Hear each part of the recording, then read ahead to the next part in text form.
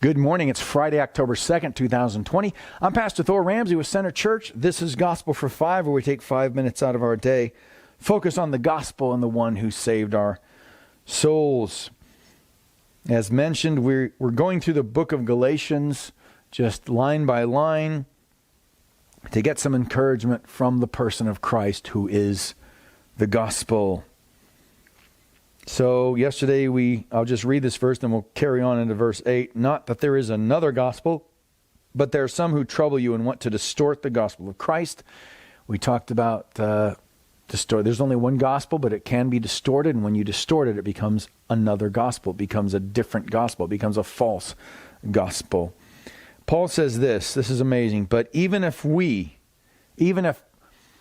those of us with apostolic authority, or an angel from heaven should preach to you a gospel contrary to the one we preached to you, let him be accursed. Now, this verse is an amazing verse because there are two, I would say, false. I think the only way to classify them is false religions. Now, I know for a lot of people that sounds too harsh, but that's not to say there aren't sincere people within those religions that aren't good citizens and can't be good friends and neighbors. That's not what I'm saying.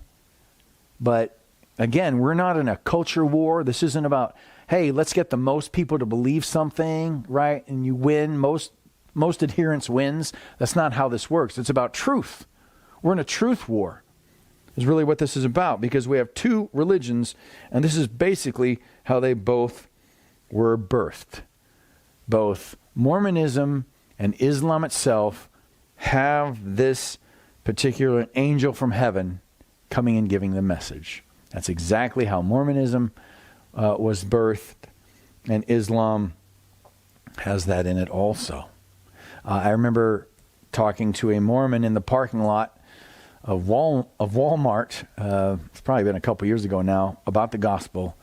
We had a good conversation about the gospel, and then I told her to, because they do use the King James Bible in Mormonism, along with their other, false texts. But I told her to go read the book of Galatians, and she didn't know where that. She never even heard of it. So that's what those other books they have do, is keeps them distracted from the actual truth. It's a distortion of the gospel.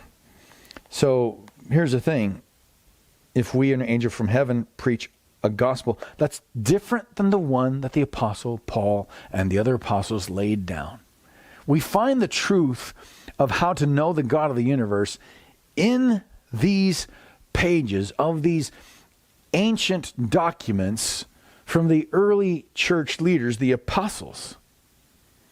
This is the gospel. That's the proclamation of Christianity. And the proclamation of Christianity is very different.